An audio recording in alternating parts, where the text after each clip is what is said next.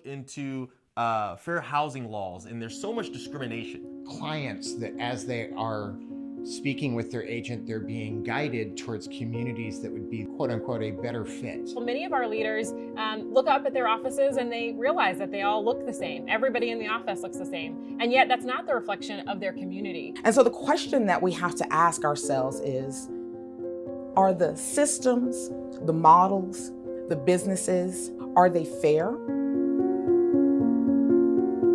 Earlier this summer, right after George Floyd's killing, when there was just intense social, racial unrest happening across our country, Bo and I had spent that weekend having really difficult conversations with our boys. I was so overwhelmed with, what we were seeing on the news, and I felt that my life didn't matter.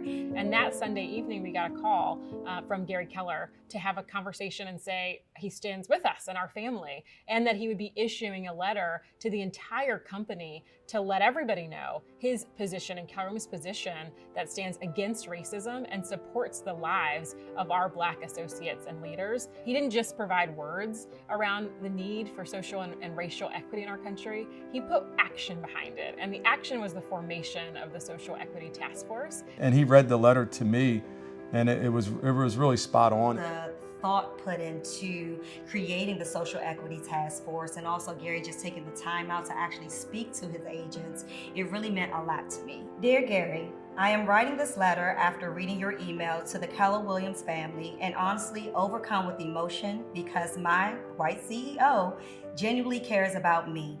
Thank you for reassuring me that my life matters with Keller Williams. Now we have the Social Equity Task Force, which is over 31 regions, over 51 countries, and going very strong. I think for me personally, it's this opportunity to be a force for good.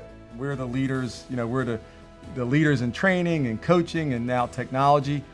And why wouldn't we be the leaders around this topic? Anybody who is watching this video right now, I hope that you understand that the Social Equity Task Force, again, is for everyone. We're a support system.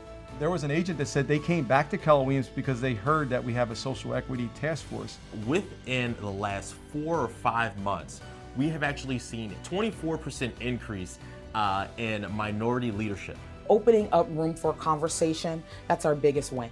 As a white man, I actually have been uncomfortable with how I'm supposed to talk about it. And I never realized that was actually a problem I should have addressed. The fact that you even said that, that's what has to happen. I think that the task force probably means more than even we even imagined it could.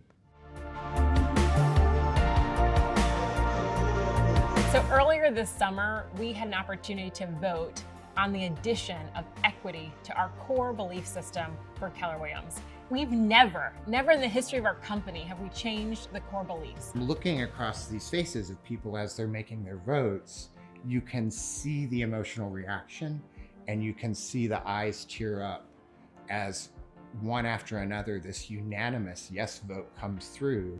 It being unanimous, 122 votes were cast in favor of the motion, which obviously exceeds the 2/3 majority required to pass the motion. I actually cried. Gary Keller didn't make that change. The company made that change, right? He couldn't make that change in the belief system. It had to be everyone else. That vote was epic. That vote was historic.